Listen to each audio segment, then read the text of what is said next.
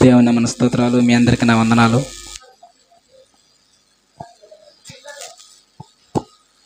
మరి ఈ యొక్క మొదటి మాట చెప్పబోయే ముందు మన తల్లిగారి దగ్గర చిన్న ప్రార్థన చేయించుకోవాలని ఆశపడుతున్నాం.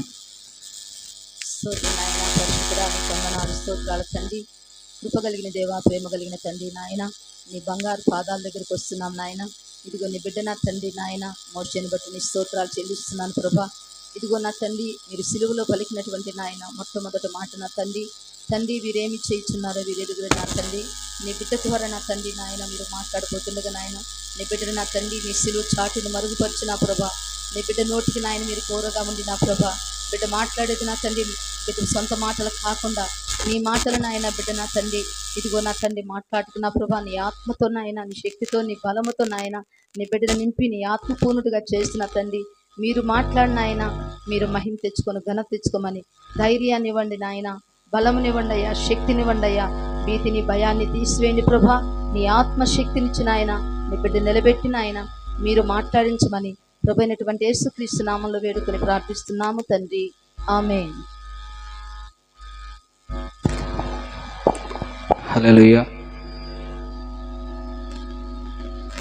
మన ప్రభువును రక్షకుడునైన యేసుక్రీస్తు నామములో మీ అందరికీ శుభాభివందనము తెలియజేయను గాక.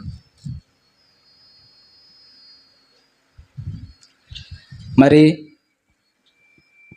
దేవుడు పలికిన మొట్టమొదటి మాట అది ఏమిటో మనము బైబిల్లో చూసినట్లయితే లూకాసు వార్త 23వ అధ్యాయం. లూకాసు వార్త 23వ అధ్యాయం 34వ వచనం. యేసు తండ్రి వీరేమి చేయుచున్నారో వీరెరుగరు గనుక వీరిని క్షమించమని చెప్పాను. చాలమ్మ. ఈ మాటను చూస్తే మనము ఆయనలో ఎక్కువ మితిమీరిన క్షమాపణ గుణాన్ని అయితే మనం చూడగలుగుతాం.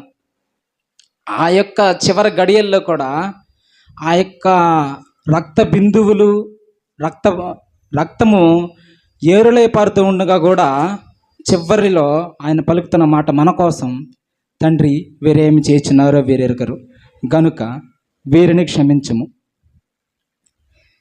మొదటగా మనం చూసినట్లయితే ఎవరెవరి కోసం ఈ మాట పలికారో కొంచెం సేపు ధ్యానించుకుందాం. చివరి గడియల్లో ఏం మాట్లాడుతున్నాడంటే ఆయన ఒక విజ్ఞాపన చేస్తున్నాడు.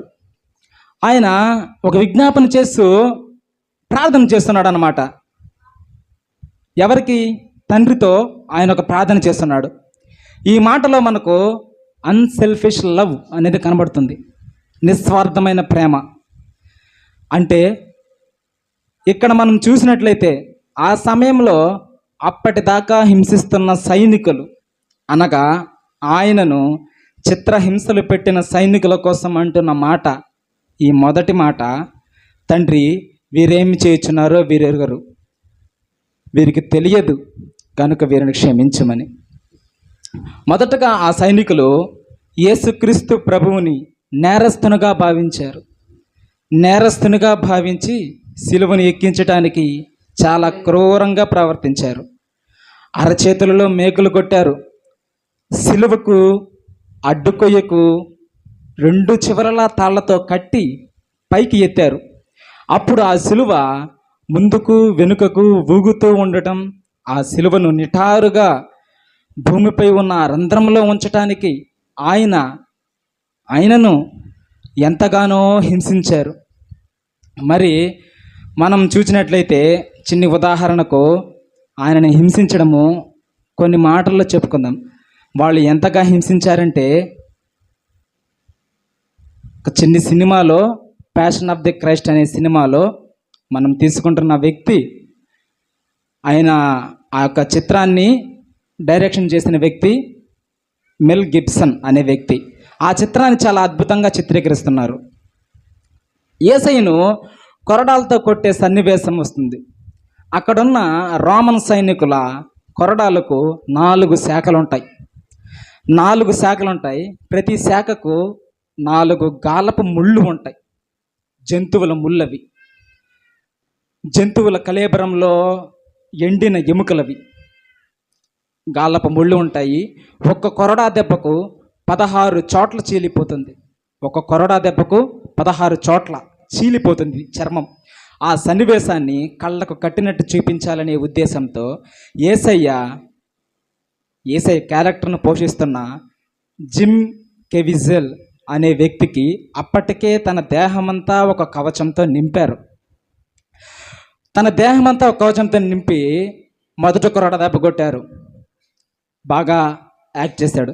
రెండో కొరడా దెబ్బ కొట్టాడు, మరీ అద్భుతంగా యాక్ట్ చేశాడు. 2 కొరడా దెబ్బల తర్వాత ఈయన చాలా అద్భుతంగా నటిస్తున్నాడు అని అనుకునే లోపల 3వ కొరడా దెబ్బకు చాలా గట్టిగా అరుస్తాడు. అతనికి నిజంగా తగిలిందేమో అన్నట్టుగా అరుస్తాడు, కానీ అక్కడ నిజంగానే తగులుతుంది. అతనిపై అమర్చిన కవచం దాటి ఆ కొరడాకున్నటువంటి ముళ్ళు ఆ శరీరాన్ని గుచ్చి చీల్చేసింది. దానికి ఆయన ఎంతో గొప్పగా కేక వేస్తాడు అన్నమాట. పెద్ద కేక వేస్తాడు. ఆ పెద్ద కేక వేయడము వాళ్ళు యాక్ట్ చేస్తున్నారులే అనుకున్న సమయంలో ఆయన నిజంగానే ఆ దెబ్బకు పాల్పడతాడు. దానికి ఆయన హాస్పిటల్కి తీసుకొని వెళ్తే ఆయనకు 16 కుట్లు పడతాయి అన్నమాట. 16 కుట్లు పడేంత ఆ చిన్న ముళ్ళు గుచ్చుకున్నంత ప్రదేశంలో 16 కుట్లు పడతాయి. ఒక దెబ్బ నేను తట్టుకోలేకపోయాను, యేసు ప్రభువుని నిజంగా ఇంతలా హింసించారా అని ఆయన మారు మనసు లేని వ్యక్తి మొదటగా ఇంతగా హింసించారా అని డైరెక్టర్ని అడిగితే ఆయన పొందిన శ్రమ, ఆయన పొందిన వేదన, ఆయన పొందిన కష్టము ఈ సినిమాలో 40% మాత్రమే మనం చూపిస్తున్నాం. ఆ యాక్టర్ మారు మనస్సుకు ఈ చిత్రము సిలువ మోస్తున్నప్పుడు అతని భుజం చెదిరిపోయినా ఈ సినిమా వల్ల కూడా కొన్ని లక్షల మందికి మారు మనసు రావాలనే నేపథ్యంలో అతనికి ఒక వైరల్ ఫీవర్ వచ్చినా కూడా ఆ సమయంలో తట్టుకొని కూడా నిలబడి ఆ పాత్రను పోషించి చాలామందికి ఆ సినిమా స్ఫూర్తినిస్తుంది. కావాలంటే మీరు కూడా ఆ సినిమాని చూడండి. అప్పటి వరకు ఆయన హింసించిన, బాధించిన, ఆయన అంగీ కొరకు చీట్లు వేసిన ఆ జాలి లేని దుర్మార్గుల కోసం ఈ మొదటి మాటను ఆయన పలికారు. ఆ సైనికులు ఆయన చెప్పిన మాటలు విన్నాక, జరిగినవన్నీ చూశాక, అనగా మత్తయి సువార్త 27వ అధ్యాయం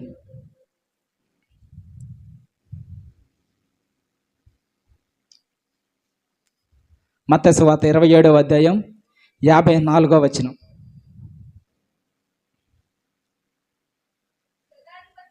శతాధిపతియు అతనితో కూడా యేసునకు కావలిన వారును భూకంపమును జరిగిన కార్యములన్నిటినీ చూచి మిక్కిలి భయపడి నిజముగా ఈయన దేవుని కుమారుడే అని చెప్పుకొనిరి. ఈయన సాధారణ మానవుడు కాడు అని ఆ సైనికులు అప్పుడు గ్రహించారు. మరణ పాత్రుడనయ్యున్న నాకై మరణించితివి సిల్వలో, మరణ పాత్రుడనయ్యున్న నాకై మరణించితివి సిల్వలో, కరుణ చూపి నీ జీవ మార్గాన నడిపించుమో యేసయ్యా, నీ జీవ మార్గాన నడిపించుమో యేసయ్యా. నీవు చేసిన ఉపకారములకు నేనేమి చెల్లింతును, నీవు చేసిన ఉపకారములకై నేనేమి చెల్లింతును. ఏడాది దూడలనా వేలాది పొట్టేలనా ఏడాది దూడలనా వేలాది పొట్టేళ్ళనా నీవు చేసిన ఉపకారములకు నేనేమి చెల్లింతును ఈ గొప్ప రక్షణ నాకిచ్చినందుకు నీకేమి చెల్లింతును ఈ గొప్ప రక్షణ నాకిచ్చినందుకు నీకేమి చెల్లింతును కపట మనసు లేనట్టి హృదయాన్ని అర్పించిన చాలునా కపట మనసు లేనట్టి హృదయాన్ని అర్పించిన చాలునా ఏడాది దూడలనా వేలాది పొట్టేళ్ళనా ఏడాది దూడలనా వేలాది పొట్టేళ్ళనా. దేవుని నామమునకు స్తోత్రాలు. మరి మొదటగా మనం చూసినట్లయితే అక్కడ ఉన్న ఆ సైనికుల కొరకు ఆ మాట చెప్పాడు. మరి రెండవది మనం చూసినట్లయితే పిలాతు గారు, ఈయన పొంతి పిలాతు గారు, ఈయన శిక్ష విధించిన వాడైనా తన మనస్ఫూర్తిగా శిక్ష విధించలేక అక్కడ ఉన్న పరిస్థితుల ప్రభావ కారణంగా ఆ రూల్ని పాస్ చేయాల్సి వచ్చింది. ఆయన గవర్నర్ స్థానంలో వచ్చాడు. అక్కడ ఆ సమయంలో రాజు లేడు. యూదుల యొక్క లీడర్స్, యూదుల యొక్క నాయకులు, పెద్దలంతా కూడా పట్టుదల కలిగి ఒత్తిడిని తీసుకొచ్చారన్నమాట. ఆయన తీర్పును కాదని వద్దని అనుకుంటున్నారు. అక్కడున్న యూదుల యొక్క పెద్దలు, వాళ్ళ నాయకులు ఆయన యొక్క తీర్పుని కాదు, మేము ఒప్పుకోము అని గట్టిగా ఆయనని చాలా బలవంతం చేస్తున్నారనమాట. పస్కా పండుగ కదా, విడిచిపెడదామనుకుంటే లేదు, మాకు బరబ్బాని విడిచిపెట్టండి, యేసుకు సిలువ వేయండి అని గట్టిగా కేకలు వేస్తున్నారు. న్యాయశాస్త్రాలకు అతీతంగా, న్యాయానికి విరుద్ధంగా ఒత్తిడి తీసుకొచ్చేసరికి అలా శిక్ష విధించాల్సి వచ్చింది. కానీ అందరూ గమనించండి, మత్తయి సువార్త 27వ అధ్యాయం 24వ వచనంలో మనం చూసినట్లయితే,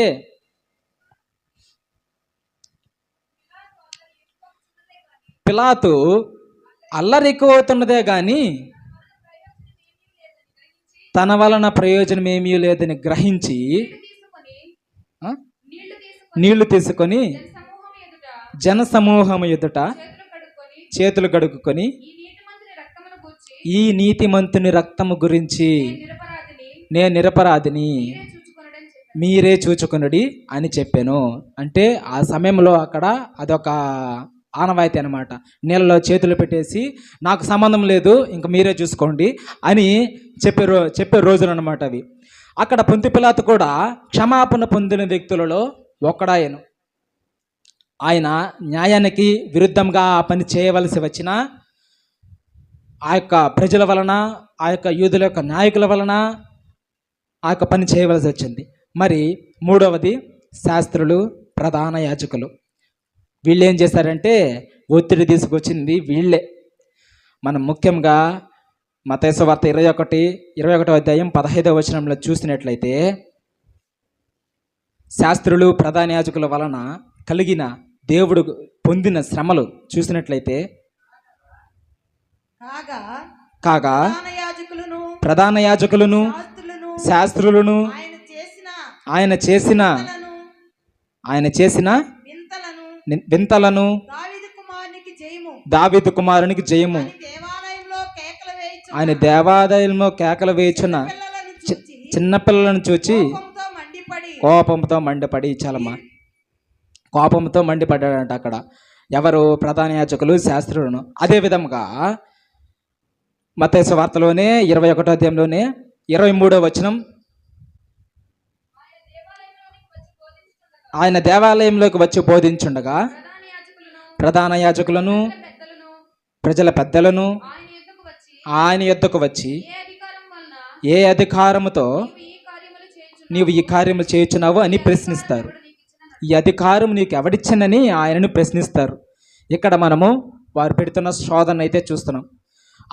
ఆయన సమాజ మందిరంలో బోధిస్తూ సమాజ మందిరంలో వాళ్ళకి మంచి గురించి చెప్తున్నప్పుడు వీరు ఓర్చుకోలేక తగిన ఈ యొక్క ప్రసంగానికి ఆటంకం తీసుకొద్దాము, ఈ ప్రసంగం వలన, ఈ యొక్క మంచి కార్యముల వలన ఇతను ఎక్కడ మనకంటే గొప్పవాడైపోతాడో అనే దురుద్దేశంతో ఈ యొక్క ప్రశ్నలు వేసి యేసు సమాధానం చెప్పిన తరువాత, అంటే 45వ వచనం చూడండమ్మా.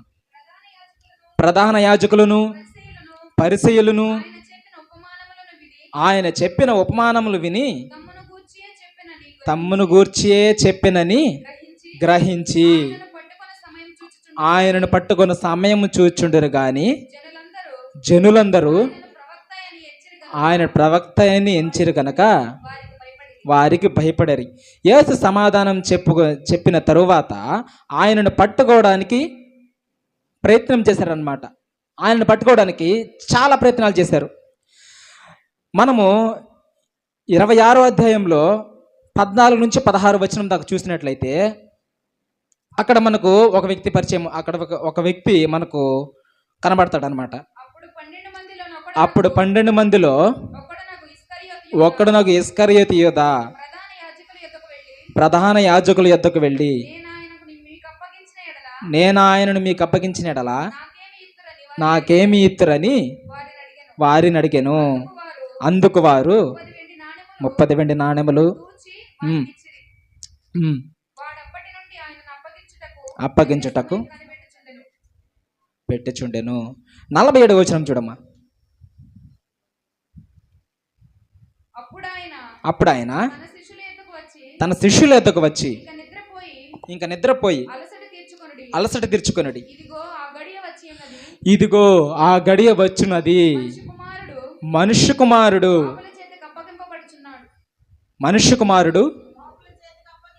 అప్పుల చేతికి అప్పగింపబడుచున్నాడు. మరి ఈ యొక్క సన్నివేశంలో మనకు బాధాకరమైన విషయము, ఆయన నమ్మినటువంటి శిష్యుల్లోనే, ఆయనను నమ్మినటువంటి శిష్యుల్లోనే ఒకడగు 12 మందిలో ఒకడగు ఇస్కరియోతు యూదా గారు ఆయనను అప్పగించాడు. ఆయనకు కూడా క్షమాపణ కలుగుంటుందేమో, ఒక కోణంలో ఆలోచిస్తే ఆయనకు కూడా క్షమాపణ కలుగుంటుందేమో అని అనిపిస్తుంది. దేనినైనా క్షమించే దేవుడు మన దేవుడు. దేనినైనా ఆయన రక్తం ఏమిటి? నిర్దోషమైనది ఆయన రక్తము. ఏ ఒక్క నరుని రక్తమైనా బాపగలిగింది ఆ క్షమాపణను. ఆయన యొక్క రక్తము మన యొక్క నిర్దోషములను బాపగలిగింది. ఆయన యొక్క రక్తము మన యొక్క పాపములను మోయగలిగింది. ఆయన యొక్క రక్తము మన యొక్క పరిహారార్థములను మన యొక్క పరిహారార్థములకు ఆయన యొక్క రక్తము బలిగా అర్పించబడింది. మరి మత్తయి సువార్త 27వ అధ్యాయం 1-2. ఉదయమైనప్పుడు ప్రధాన యాజకులను ప్రజల పెద్దలందరూ యేసును చంపవలనని ఆయనకు విరోధముగా ఆలోచన చేసిరి. ఆయనను బంధించి తీసుకొని పోయిరి. కానీ శత్రువులను కూడా ప్రేమించే యేసయ్య మెస్సయ్య ఈ శాస్త్రులను ప్రధాన యాజకులను కూడా క్షమించి తిరిగి ఒక్క మాట అయినా అనక ఈ యొక్క సిలువలో వీరి కోసం కూడా ఈ యొక్క వాక్యం చెప్పాడు. 4వది పరిసయ్యులు సద్దుకయ్యులు. మొదటగా యేసుపై కుట్ర పన్నాగం పన్ని చంపాలని చూసింది వీరే. శాస్త్రులు, పరిసయ్యులు, సద్దుకయ్యులు. మత్తయి సువార్త 22వ అధ్యాయం 23వ వచనం 22వ వచనం నుంచి 34వ వచనం దాకా చదవద్దమ్మా. ఈ యొక్క పరిసయ్యులు, ఈ యొక్క సద్దుకయ్యులు నేటి సంఘాలలో కూడా ఉన్నారు. మీకు అందరికీ తెలిసిందే. చదవద్దు. ఈ యొక్క పరిసయ్యులు, ఈ యొక్క సద్దుకయ్యులు నేటి సంఘాలలో కూడా ఉన్నారు. వీరిని దేవుడు ఆనాడు క్షమించాడేమో కానీ రెండవ రాకడ సమయంలో మాత్రం తీవ్రంగా ఖండిస్తాడు. ఈ పరిసయ్యులు, సద్దుకయ్యులు ఎవరో కాదు, దేవునికి విరుద్ధమైన పనులు చేసేవారు. ఇలాంటి వారిని దేవుడు క్షమింపడు. మరి ఐదోది ఎవరో తెలుసా? నువ్వు నేను. ఆయనను సిలువు మీదకి పంపిన పాత్రలో మనం కూడా ఉన్నాం. మనకు నిత్య జీవం ఇవ్వటానికి, మన బంధకాలను విడిపించటానికి ఆయన బందీగా మారి మరణించి 3వ దినం మన సజీవునిగా తిరిగి లేచాడు. ఎంత గొప్ప త్యాగమమ్మా అయింది. మరి నాకు ఒక చిన్ని సందేహం వచ్చి, నాకు కాదు నా యొక్క స్నేహితుడికి చిన్న సందేహం వచ్చి, ఎవరినైనా క్షమించగలుగుతాడా ప్రభువు అని అతను నన్ను అడుగుతుంటే, అవును క్షమింపగలుగుతాడు, కావాలంటే నువ్వు ఆ దినాల్లో ఉంటే నువ్వు ఒక చెంప మీద కొట్టుంటే దేవుడు ఖచ్చితంగా 2వ చెంప తిప్పుంటాడు అని నేను చెప్పా. ఏంది నువ్వు గాంధీ డైలాగ్ చెప్తున్నావు ఏంది అని అడిగారు. గాంధీ డైలాగ్ కాదురా అయ్యా, అది మా బైబిల్లో డైలాగ్. అది మా బైబిల్లో ఉన్న మాటనే గాంధీ గారు ఫాలో అయ్యారు. గాంధీ గారు కానీ అంబేద్కర్ గారు కానీ వాళ్ళంతా ఫాలో అయ్యి మన జాతీయాన్ని, మన దేశానికి స్వాతంత్రం తెచ్చారు. అది తెలియక ఎంతోమంది అనామకులు, ఎంతోమంది దుర్మార్గులు కూడా ఈ యొక్క కాల నేపథ్యంలో రాజకీయాలు, రౌడీజాలు చేస్తున్నారు. మరి మనల్ని క్షమించే దేవుడు ఇంకా ఎంతమంది రక్షింపబడతారు అనే ఆ యొక్క ఆత్మల దాహంతో దేవుడు ఎదురు చూస్తున్నాడు. మరి నువ్వు నేను ఎలా అయితే రక్షించబడ్డామో చూద్దాం. మత్తయి సువార్త 7వ అధ్యాయం 13వ వచనం 14వ వచనం. 7. ఇరుకు ద్వారమున ప్రవేశించుడి, నాశనమునకు పోవు ద్వారమున వెడల్పును, ఆ దారి విశాలమునై ఉన్నది, దాని ద్వారా ప్రవేశించువారు అనేకులు. జీవమునకు పోవు ద్వారము ఇరుకును, ఆ దారి సంకుచితమై ఉన్నది, దాని కనుగొని వారు కొందరే. ఆ కొందరిలో మనల్ని కూడా, ఆ కొందరిలో కొందరే కాదు, ఆ యొక్క దారిలో పోవాల్సింది కొందరే అని దేవుడు నిర్దేశించాడు. కానీ అందరూ ఆ దారిలోకి రావాలని దేవుడు ఇంకనూ ఆశపడుతున్నాడు, ఎదురు చూస్తున్నాడు. పేతురు రాసిన మొదటి పత్రిక 3వ అధ్యాయం 18వ వచనం.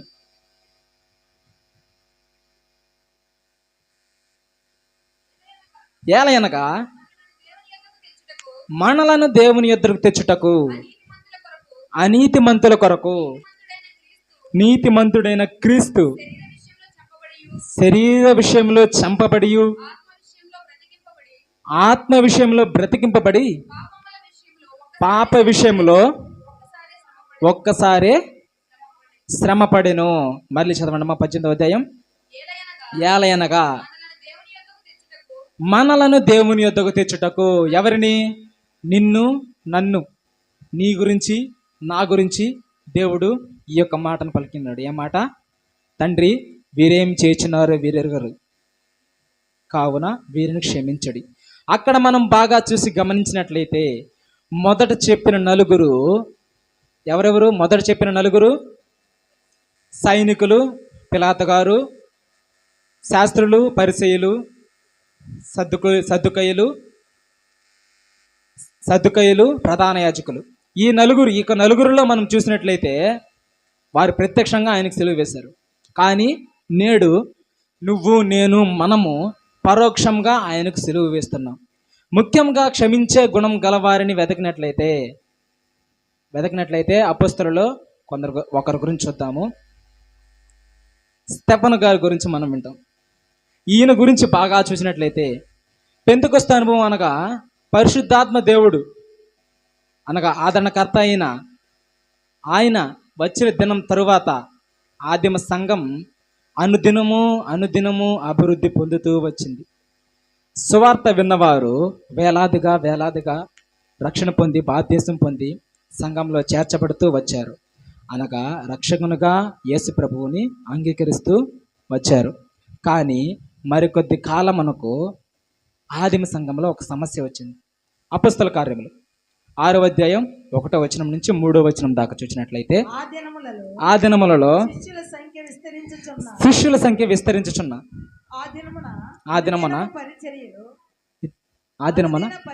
అనుదిన పరిచర్య తమలోని విధవరాండ్రను చిన్న చూపు చూచిరని చిన్న చూపు చూచురని స్త్రీల మీద హెబ్రీయుల మీద గ్రీకు భాష మాట్లాడు యూదులు గ్రీకు భాష మాట్లాడు యూదులు సనగసాగి సణుగసాగిరి. అప్పుడు అప్పుడు 12 అపోస్తలులు 12 గుండా అపొస్తలులలో శిష్యులను తమ యొద్దకు శిష్యులను సమూహమును విడిచి దేవుని వాక్యం బోధించటం మాని దేవుని వాక్యం బోధించటమని ఆహారం పంచిపెట్టుట యుక్తము కాదు. ఆహారం పంచిపెట్టుట యుక్తము కాదు. కాబట్టి సహోదరులారా ఆత్మతోను జ్ఞానముతోను నిండుకొని మంచి పేరు పొందిన 7 మనుషులను మీలో ఏర్పరచుకున్నది, మేము వారిని ఈ పనికి నియమింతుము అని అని అక్కడ శిష్యులు చెప్పారు. ఆ 7 స్టెఫను మొదటివాడు. స్టెఫను అనగా గ్రీకు భాషలో కిరీటం అని అర్థం. ఆ యొక్క కిరీటం కొరకు స్టెఫను చివరి ఏ యొక్క దేన స్థితికి చేరాడంటే, మనం చూసినట్లయితే దేవునిలో గొప్పగా వాడబడుతూ ఉంటే సాతానుడు ఊరుకుంటాడా? ఆయన ఎలా వాడబడ్డాడో చూద్దాం. అపొస్తల కార్యములు 6వ అధ్యాయం 8వ వచనం. స్టెఫను కృపతోను బలముతోను నిండిన వాడై ప్రజల మధ్య మహత్కార్యములను గొప్ప సూచక్రియలను చేయుచుండెను. ఆయన ఆ యొక్క శిష్యులు అప్పగించిన పనే కాకుండా మహత్కార్యములు గొప్ప కార్యములను చేయుచు సూచక్రియలను చేయుచు వచ్చెను. అప్పుడు చాలమ్మ యోధా మతం ముసుగు వేసుకున్న కొన్ని అల్లరి గుంపులు స్టెఫనుతో వాదించడం మొదలుపెట్టారు. అక్కడున్న యూదా మతస్థులు యూదా మతంలో ఏమి మంచివారే.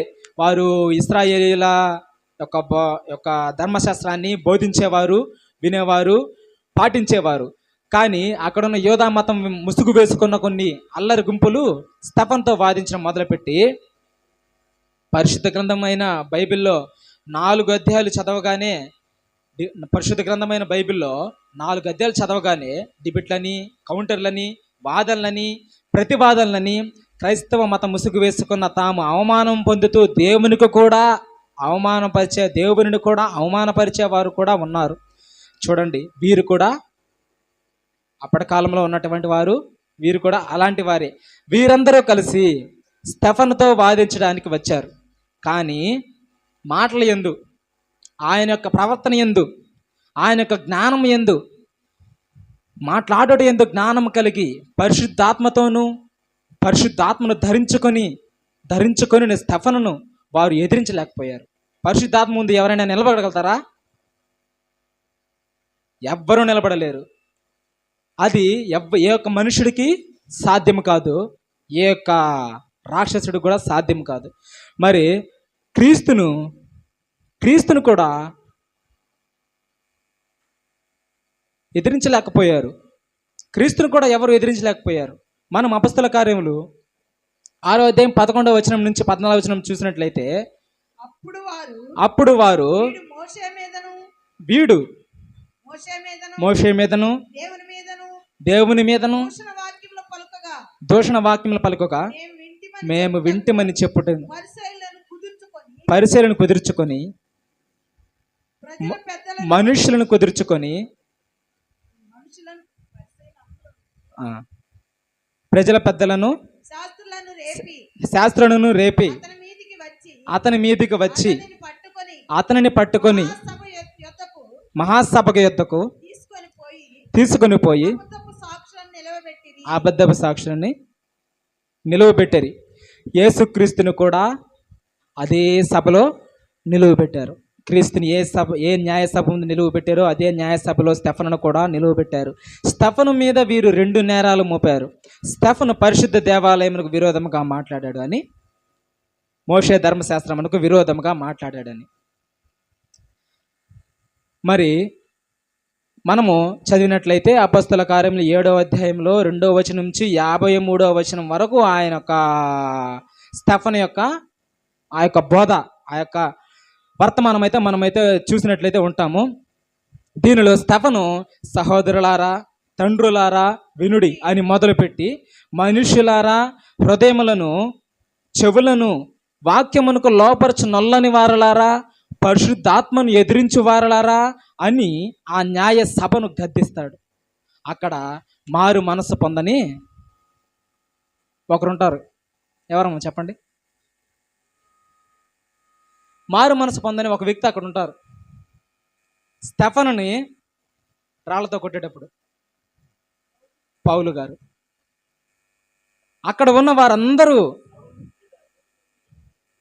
సౌలు గారే ఉంటారు అనుకోండి. సౌలు గారు ఉన్నాడు. అక్కడ ఉన్న వారందరూ స్టెఫను మాటలు విని కోపంతో మండిపడి పండ్లు కొరకడం ప్రారంభించారు. 7వ అధ్యాయం 55వ వచనం 56వ వచనంలో మనం చూసినట్లయితే, అయితే అతడు పరిశుద్ధాత్మతో నిండుకొనిన వాడై ఆకాశము వైపు తేరి చూచి దేవుని మహిమను యేసుని యందు కుడిపార్శ్వమందు నిలిచిండుట చూచి ఆకాశము తెరవబడుటయు మనుష్య కుమారుడు దేవుని కుడిపార్శ్వమందు నిలిచిండుటయు చూచుచున్నానని చెప్పెను. అప్పుడు పరిశుద్ధాత్మ దేవుడు ఎక్కడున్నాడు? తండ్రి, కుమారుడు, పరిశుద్ధాత్ముడు. తండ్రి పక్కన కుడిపార్శ్వం ముందు కుమారుడు అక్కడ ఉన్నాడు. కానీ పరిశుద్ధాత్మ దేవుడు ఎక్కడున్నాడు? పరిశుద్ధాత్మ దేవుడు స్టెఫనులో ఉన్నాడు. అప్పుడు స్టెఫను మాటలు విన్న అక్కడ ఉన్న వారందరూ హృదయాలు ఆగ్రహంతో మండిపోయాయి. ఆయన మాటలు వారికి ఏమాత్రం చెవుల్లోకి ఎక్కలా, ఏమాత్రం చెవుల్లోకి గిట్టుబాటు అవ్వలా.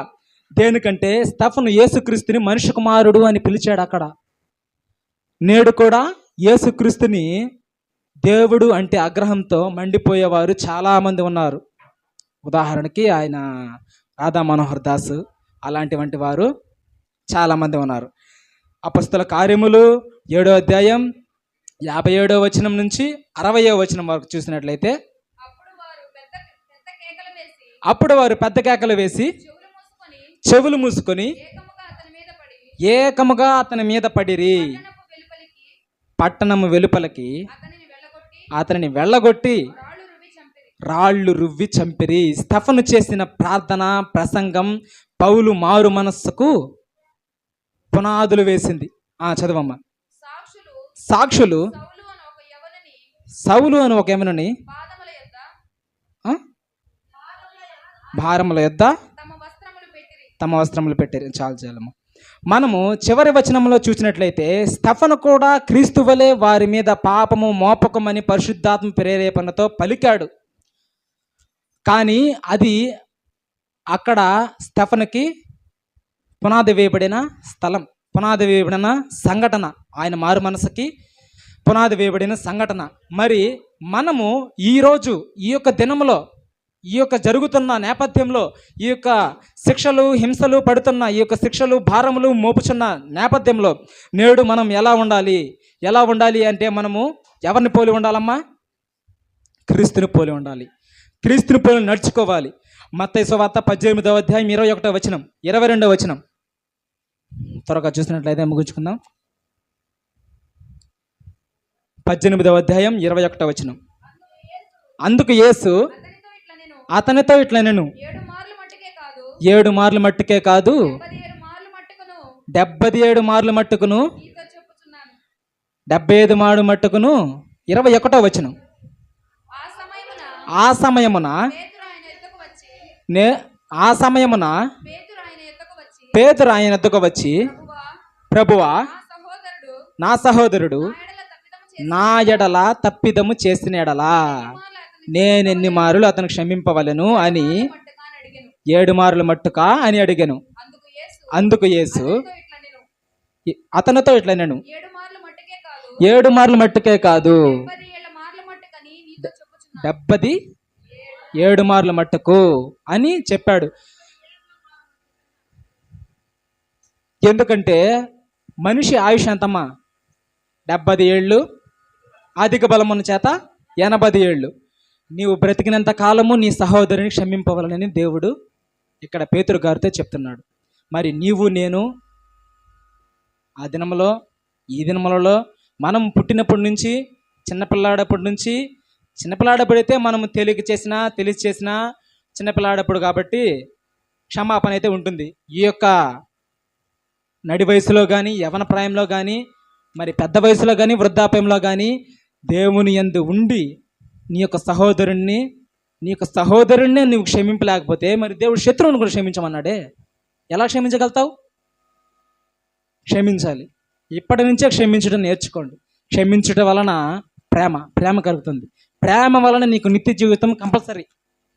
ప్రేమ వలన నీకు నిత్య జీవమే కాదు, నీకు గొప్ప కిరీటం కూడా వస్తుంది. నీలో ప్రేమ కానీ ఉంటే స్టెఫెను పొందుకున్న ఒక కిరీటం, పౌలు పొందుకున్న ఒక కిరీటం, నీకంటే ఒక సపరేట్ ఒక కిరీటం వస్తుంది.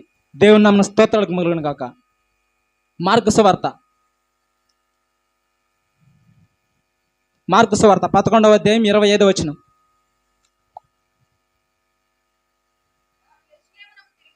వారు యెరూషలేమునకు తిరిగి వచ్చి 25వ వచనం. మీకు ఒకని మీద విరోధమేమైనను కలిగి ఉన్న ఎడల మీరు నిలువబడి ప్రార్థన చేయనప్పుడెల్లను వారిని క్షమించుడి. అప్పుడు పరలోకమందున్న మీ తండ్రియు మీ పాపలను క్షమించును. విరోధమేమైనను కలిగిన ఎడల వారిని ఖచ్చితంగా మీరు క్షమించాల్సిందే. వేరే ఆప్షన్ లేదు. నువ్వు పరలోక రాజ్యం వెళ్ళాలంటే వారిని క్షమించాలా. నువ్వు దేవుని దూతలను, నువ్వు దేవుని చూడాలంటే, నువ్వు దేవుని శిష్యులను, నువ్వు దేవుని పెద్దలను, వారిని అందరినీ చూడాలంటే నువ్వు ప్రతి ఒక్కరిని క్షమించాల్సిందే. నువ్వు ఎప్పుడైతే నీ సహోదరుని పట్ల నీకు విరోధం ఏమైనా కలిగిన క్షమిస్తావో అప్పుడే నువ్వు నీ శత్రువును కూడా క్షమించడానికి సిద్ధపడతావు. లేఖనం నెరవేరినట్లుగా క్రీస్తు అందరిని క్షమించిన ప్రకారం మనము కూడా ఒకరినొకరు క్షమించుకుందాం.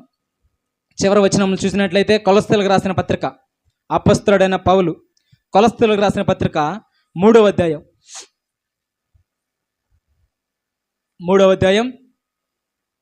12వ వచనం. కాగా